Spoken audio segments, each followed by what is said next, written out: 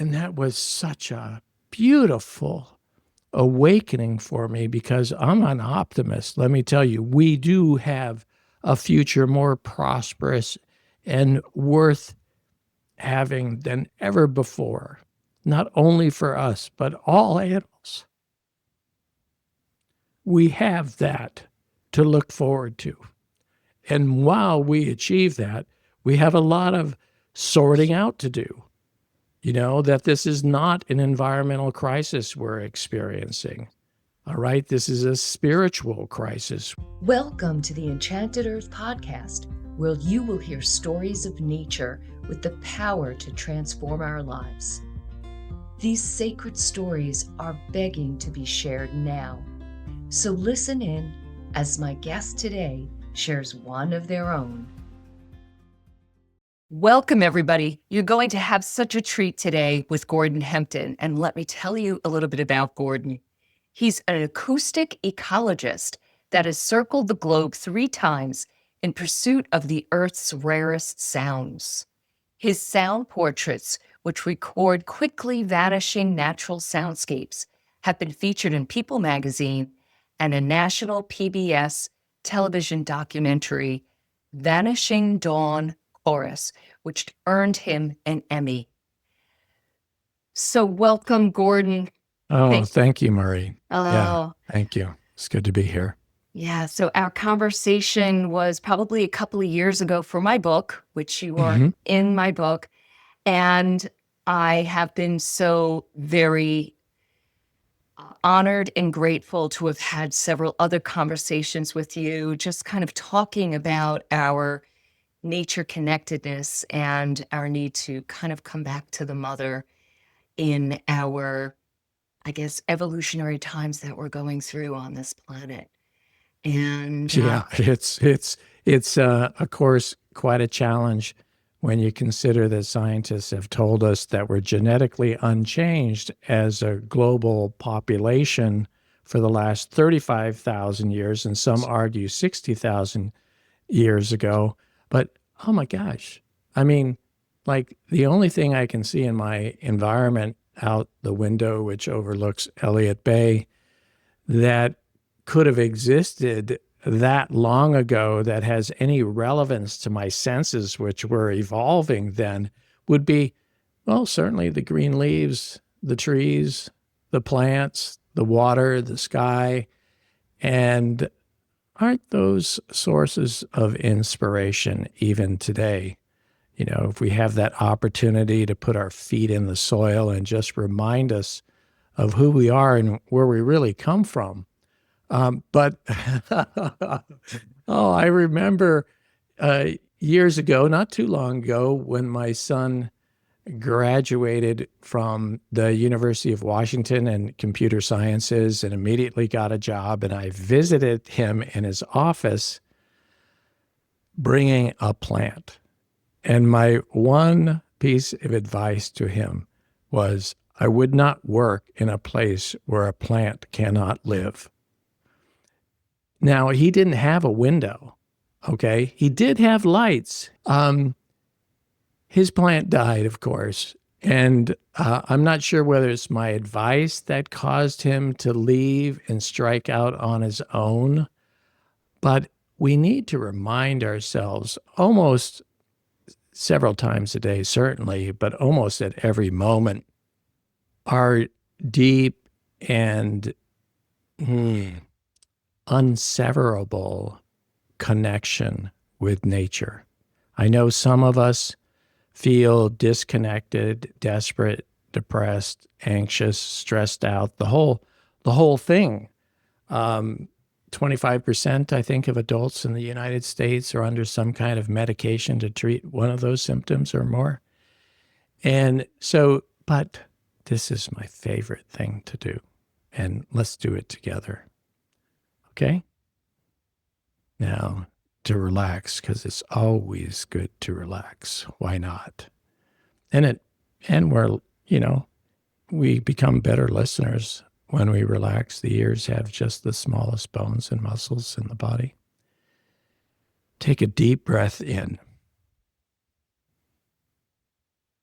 Notice how good it feels.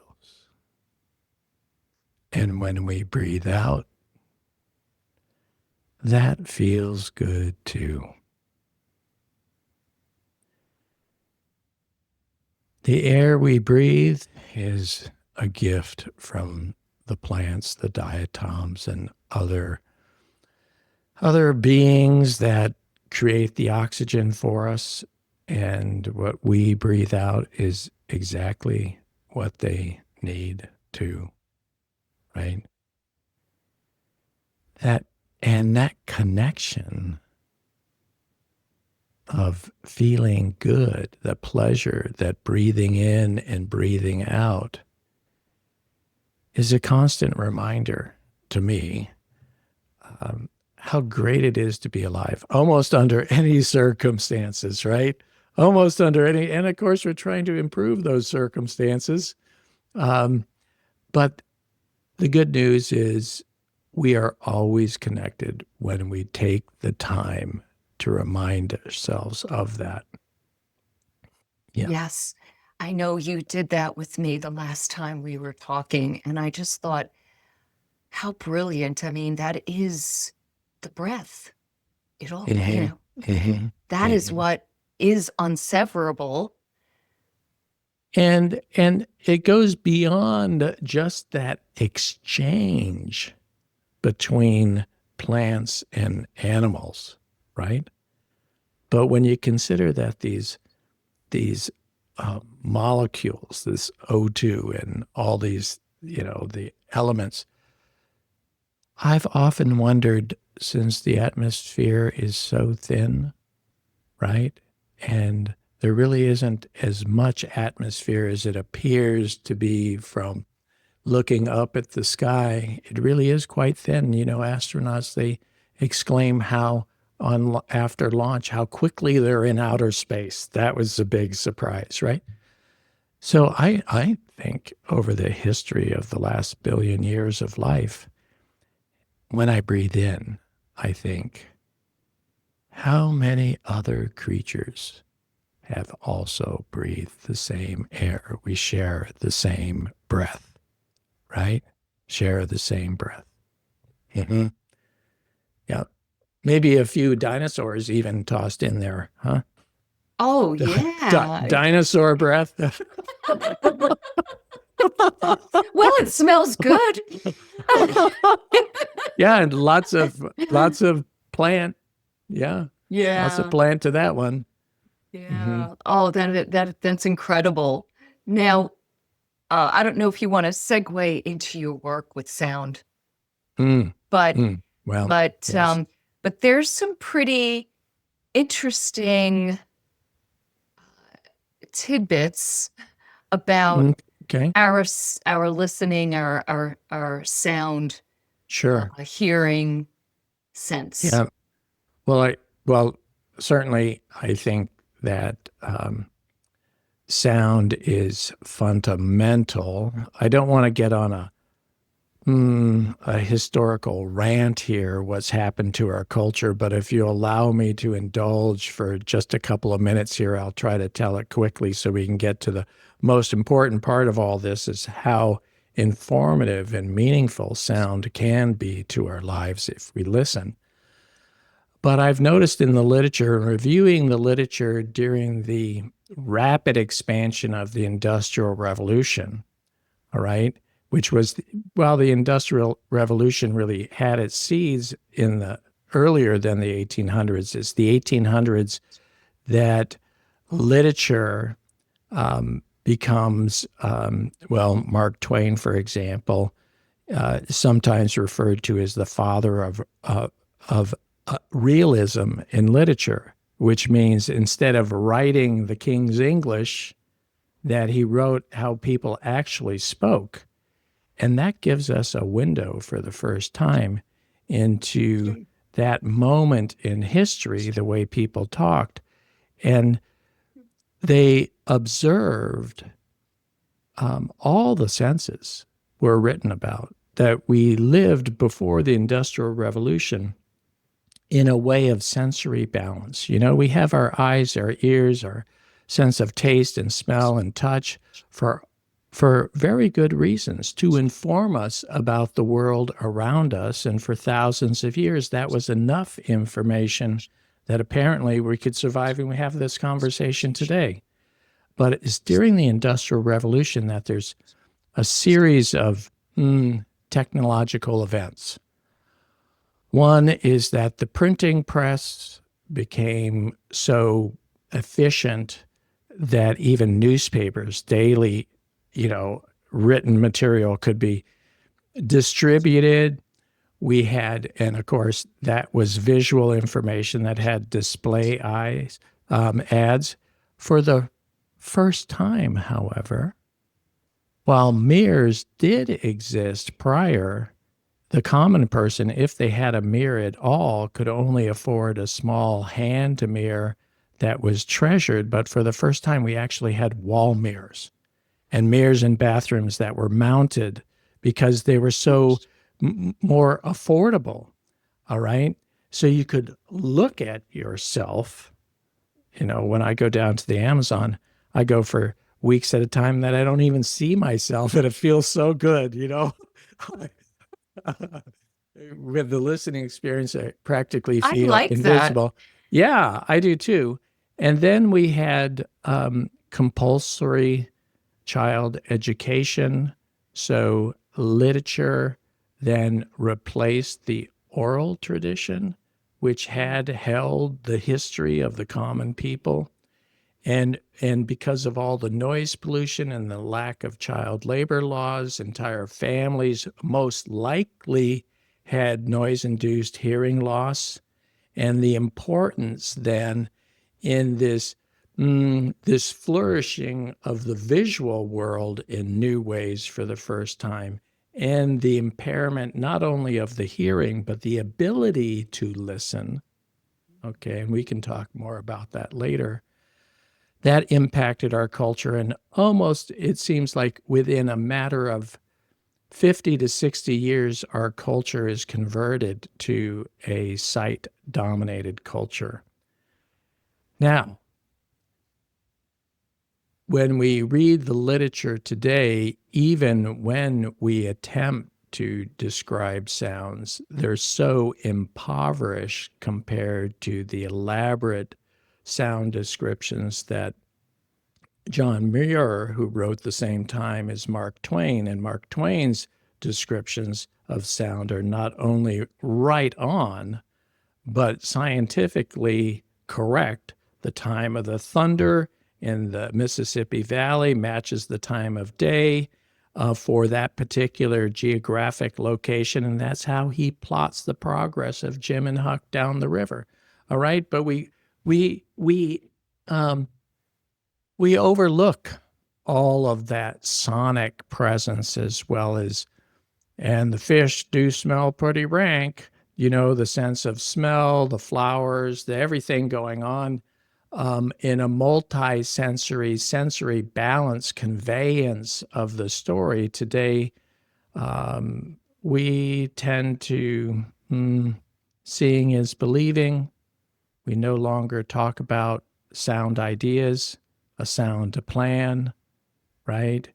The disappearance of the other senses which do make sense of the world has occurred. And this is the great thing about it, though. There are still places on planet Earth that you can go and reclaim your sensory balance. And the beauty of that is you come out of that experience an optimist, an optimist. No, you don't exactly know how we're going to solve today's problems, but you feel like it's totally possible because, we created the world, our housing, our cities, our transportation, our inventions, our technology, because we thought we wanted to. And yes, they do have a role, but we can reshape, the boundaries that work for us and include, once again, in our quiet neighborhoods and in our quiet destinations, those, and this is in a way the climax of what I have to say today, the all important faint sounds. The visual culture has basically been busy shouting, right? And is full of the drama to hold our attention in this attention grabbing economy. But that's not how we got here. Evolution has always been about gathering more and more information, because it's the faint information that often proves the most important, the approach of a man-eating cat, the approach of anything, the ability to detect the faint snorting of the wild boar if you're in the Amazon and want to make a hunt successful.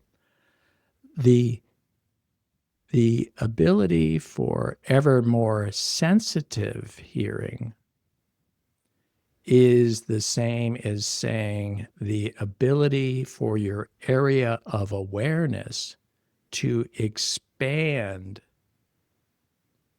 literally to many square miles, right? Especially at dawn. So, thank you for allowing me to indulge. I went over a couple minutes on that, but we are, I believe, not visually dominated by nature. By nature, if anything, we're auditorily dominated.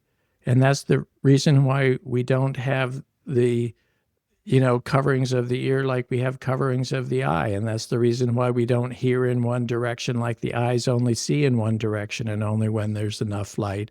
We hear sounds from all directions.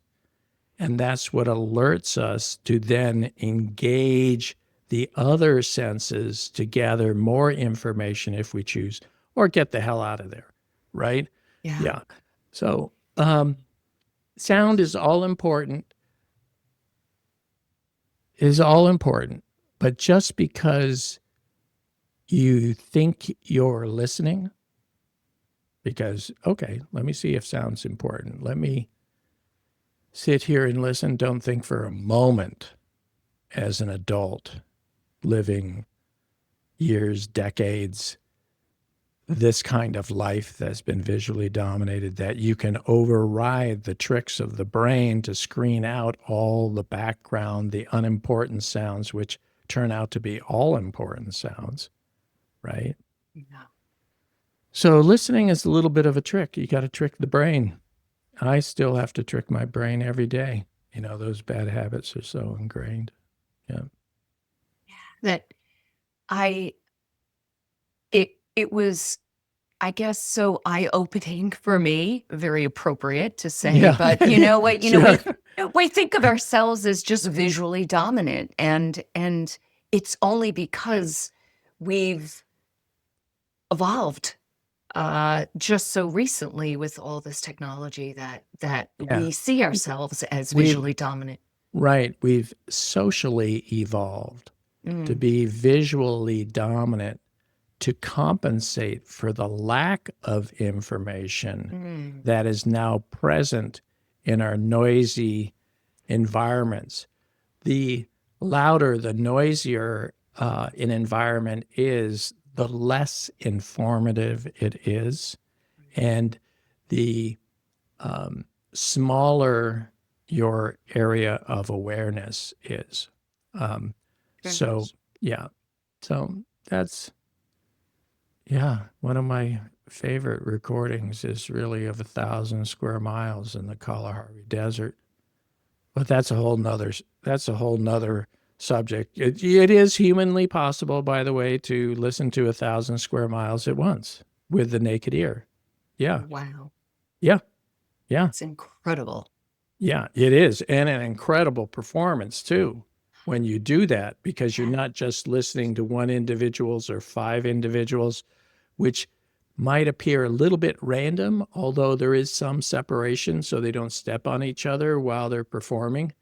But when you listen to 1,000 Square Miles, man, you can just feel that whole rhythm, that whole synchronization of things, arguments that have been worked out ages ago as far as like, their frequency, the design of their song, okay, so that it still performs intelligibly in that environment and while everybody else is doing their message sending. So it's exciting. Acoustic ecology just is, wow, just so inspiring fundamentally it is to know how intelligent the land is.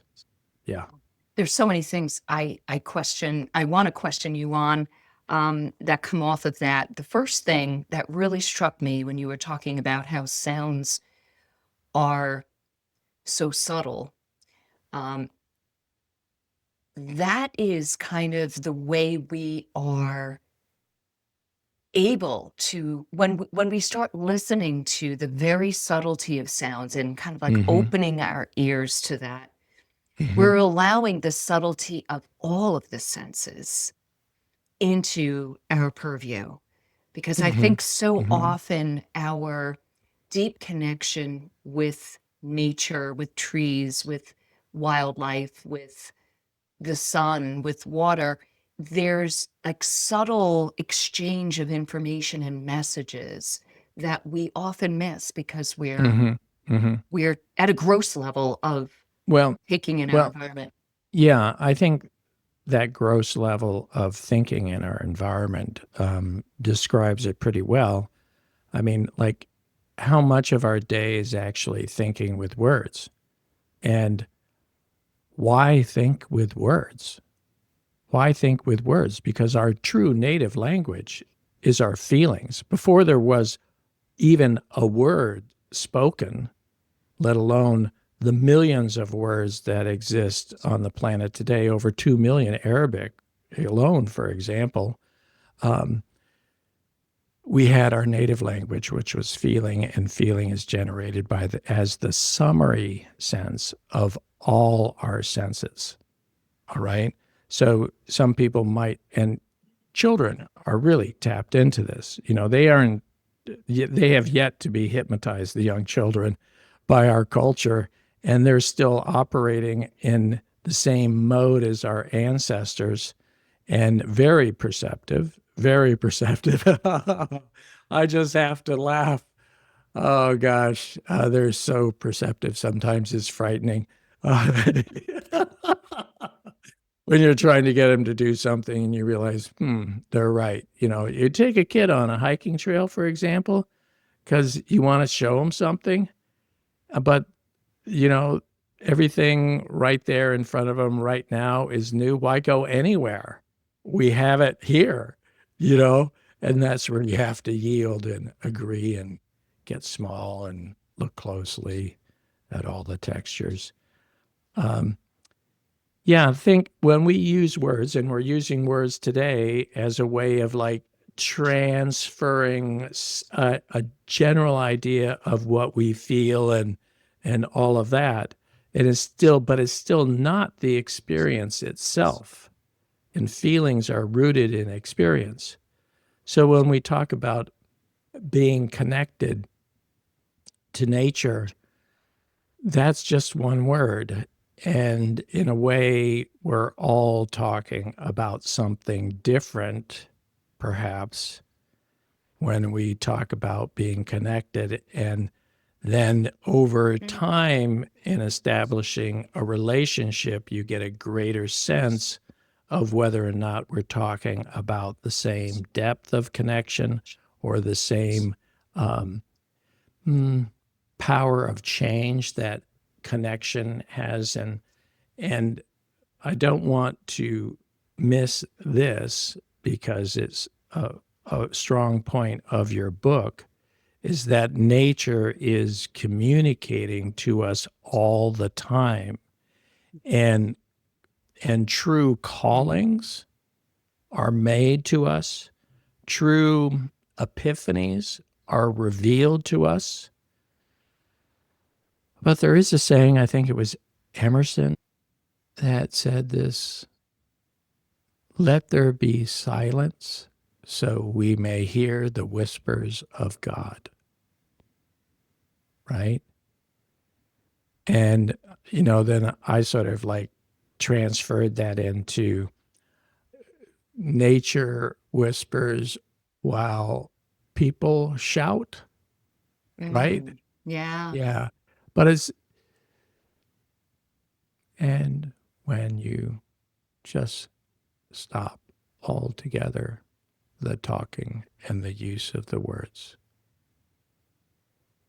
that feeling that remains, that's so important to pay attention to, that basic feeling, the presence of another person, place. When I say place, I mean everything that occupies the same space as you. It can be so powerful and moving and rewarding, and yet just taking a moment to listen does not cost anything. Yeah.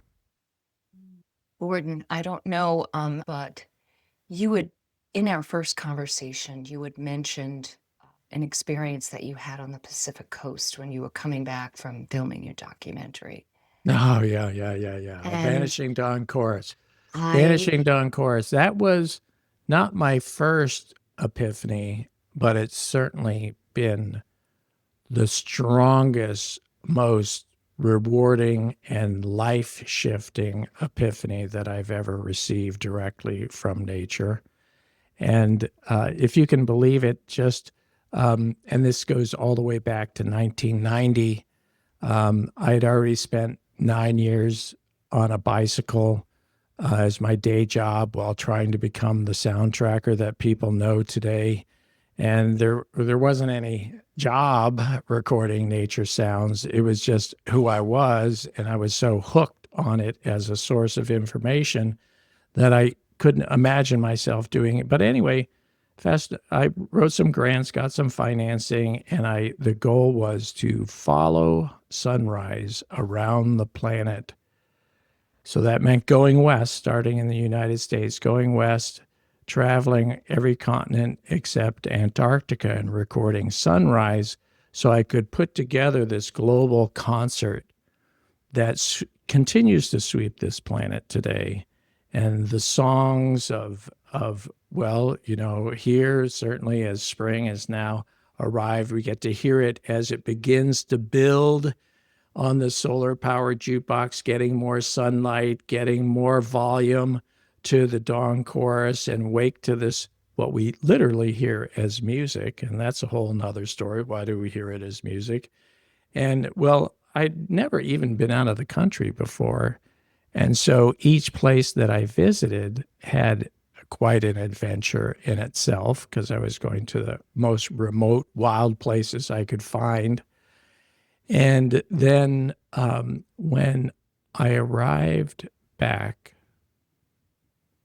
at the very place that I started, by only traveling west, it's like, oh my God, I had been taught the world was round, but now I knew the world was round. And I looked and the sun was setting, and the sun actually set in different lights. It was platinum, and it was orange, and it was just a brilliant display of light. And I was given the truth that we are all one planet, and there is so much beauty, and there is no heaven, and there is no hell. There's only what we make of it here together. And so, anyway, in just this like hysterical, joyful state of, wow, it's so beautiful to be alive. This is like the most beautiful time to be alive. This is when we're going to be making the great decisions. Will we fall back in love with Earth? We will. We will. We will. Because we do anything to save what we love. We never ask once. Never ask once when we're at the hospital, well, how much is it going to cost to save my child's life? No, that, you don't get it. You don't get it then if you're asking a question like that, And so the funny part is that it took days for me to process this beautiful experience and knowledge and belief, that every morning I was hanging out, and every morning while I was just like taking the time to let this settle in and change how I would live my life and everything, I kept going to Denny's restaurant, for all the free refills on coffee. And and I knew the waitress was looking at me like, oh man, this guy is really,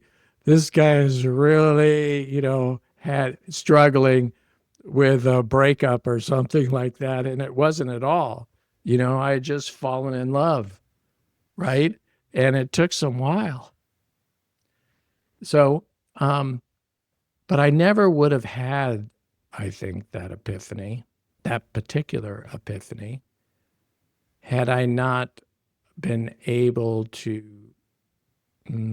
let my own senses discover that indeed the world is round, rather than trust the knowledge alone. Information doesn't shape our true belief in who we are. The experience does. But there are other experiences that we have. Like I can remember when I was in my backyard in high school next to the oak trees and listening to the katydids and everything like that on a balmy evening night, and just like so engrossed in the clarity of listening and not thinking, that I realized, oh yeah, this is home. This earth is our home. And it wasn't about that backyard of my house. No, the earth became my home. And the places we live, our shelters, are our shelters, our houses, something entirely different. Later, I would discover, in fact, just this last summer, July, the Quiet Wonder trip deep into the Amazon, and speaking with one of the indigenous people who had the great fortune not only to learn English, but to attend an American university. And we could talk very fluently together about deeper things. And he said, yeah, one of the strangest assignments that we had at English school was to bring pictures of our home. Okay. And everybody else brought pictures of their houses. Right. And that they talked about their houses. And so we talked more because he didn't get it. And I tried to explain to him how, yeah, we have houses. So we try to create these little oases, these little, in a sense, these sensory bomb shelters to protect us from the rest of the, what's going on, protect us from other people's lives of people we don't know and possibly don't trust.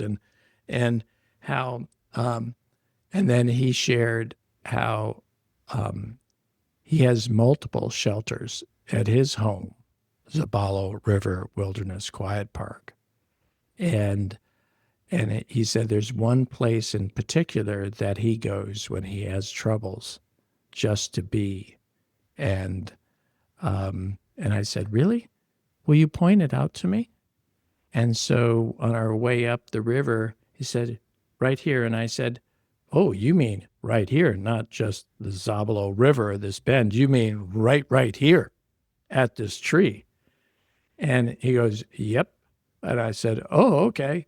Well, and then I took out one of my remote recording devices and C-clamped it onto the tree and gave it a little rain protection. And then we headed off, and he goes, how long do you think that recording will last? And I go, I don't know. I think the batteries will actually be good for at least 24 hours so we can get that full experience. And when we came back 4 days later, it was still running. Yeah. Well, that was in July. I haven't listened to 4 days of that, but I did jump in to various moments, and there were animals that came by and visited, wondering, what's this? This can't be a fruit. I could imagine what they were thinking. Yeah. And that those creatures, more than one at different times, that tree was their home, and they were seeing like, wow, what's new? And they're curious, intelligent creatures wanting to inform themselves with the sniffing. And no, I didn't think I heard any nibbling on the windscreen, but it's just, the jungle is one of the last places that is truly wild. And that, by comparison to our wilderness areas in North America, because they're so highly managed, and of course still overflown by commercial aircraft, you cannot escape the reminders of the rest of the world. Our wilderness areas are, I think, only reminders of how much better it feels to be in a natural place and outdoors. I think fundamentally we're outdoor creatures that require shelters for various reasons at certain times of the day or night. But also to emphasize the importance. If you ever have the opportunity to visit Zabalo River Wilderness Quiet Park, the indigenous Kofan invite you to come down, and they will usher you to 3 camps, one of 3 camps. It depends on the water level at that. These camps are designed for listening. The trails are designed for listening, and the shelters will be constructed for you out of the raw jungle materials, where you can pleasantly enjoy the concert, which is 24/7, but especially at dawn, especially at evening, where there's the roll call from the transformation from day creatures to night creatures, and you'll be protected from rain. And bring along a handheld recorder so you can take home the concert and sleep by it is one of the, oh gosh. And don't worry about your carbon footprint flying down to Ecuador. And it is a substantial carbon footprint, but by allowing the Kofan to survive with this quiet seeking travel and do the extra distance to the deep Amazon, you are able to allow a size area equivalent to Rhode Island to continue to sequester the carbon out of the atmosphere, which will far exceed whatever carbon footprint that you incurred there. And it's good for the Kofan who take care of this land. It's good for the jungle, for the wildlife, and believe me, it's good for you, because you expect the jungle to be different. And it is, believe me, it is different. But what you don't expect is that when you return home, everything is different. And that is the measure of your transformation. Yes. You cannot, this story cannot transform you. The information about, leading, that seems to be leading up to the end of the world won't transform you. Okay? But the jungle will, and you'll come back believing. Yeah, come back believing. I had my own experience in Costa Rica where we went with about 12 nature educators, me, my husband, and my son. And we went to three different rainforests, one in the Panama and two in Costa Rica. And I remember coming home that first morning when I woke up, or in the middle of the night, because we were in cabins. We were a little bit better than camping. We weren't in, big tourist hotels. We were in cabins in the rainforest. I remember waking up and not hearing the bird song. And I cried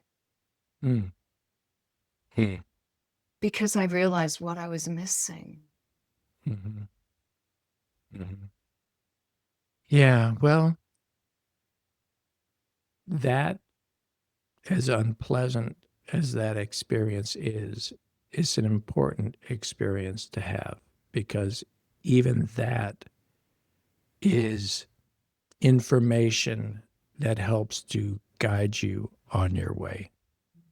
And you have to honor that. You have to pay attention to that, to live any other life rather than your own, and the messages that come to you is the wrong life. You have to be yourself. Yeah. My mother told me there are 3 steps to success, because she knew that I was really confused. And I was, believe me. I was so confused I didn't understand the wisdom of her words until much later in life. But she says, Hempy, that's my nickname from Hempton. Hempy, I think you're confused, and let me tell you what there are only 3 steps to success. First is be yourself. Be yourself. And nobody's going to know who they are until they live life a little bit and experiment. But be yourself. Follow your heart. And then do your best. Do your best. Don't dumb down yourself or try less hard because you don't think the job is worthwhile. No, do your best. And then third, accept. Simply accept anything that happens as a result of you being yourself and doing your best, because that is the life you were born to live. That is the only measure of success. Wow, you had a wise mother. Yeah, she did. And at least when she told me that, I had a good memory, but I was a little bit stupid teenager. So I was able to apply it later in life. And I still try to apply it the best I can and to share it with others, to hopefully that they will remember it too. Yeah, I think that's going to be very helpful, and I know extremely helpful for me as well. Sure. Those are precious words to live by. Mm-hmm. Well, Maureen, it's nice to have this time to be with you and have this conversation. Yes. Oh, I am so glad. It's taken us a while to schedule, but I am so happy you were able to fit it into your many travels down to South America. Oh, thank you. Yeah, and please, if you can, at your website or wherever you post this, do put in the link to Zabalo River Wilderness Quiet Park, that is a page on the QPI website that Yes. Anybody who wants to, yes, there's a real opportunity. It's not right for everybody, and we'll weed you out in advance by asking you tough questions like, how good are you with bugs and heat, you know? Yeah. Yeah. Oh, Yeah. always a pleasure to speak with you. And I hope maybe we can schedule another chat, maybe, over the next year. It would be so Sure. lovely to check in with you. Fun. Thank you. Thank That'll you be so fun. much, Gordon. Yeah. Thank you. You have a good day. Yes. Bye-bye. Take care. Bye-bye. Bye. Thank you for being a part of the Enchanted Earth podcast. Please hit the subscribe button so that you'll know when we publish another inspiring episode.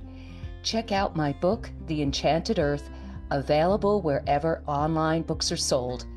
Thank you and have a magical day.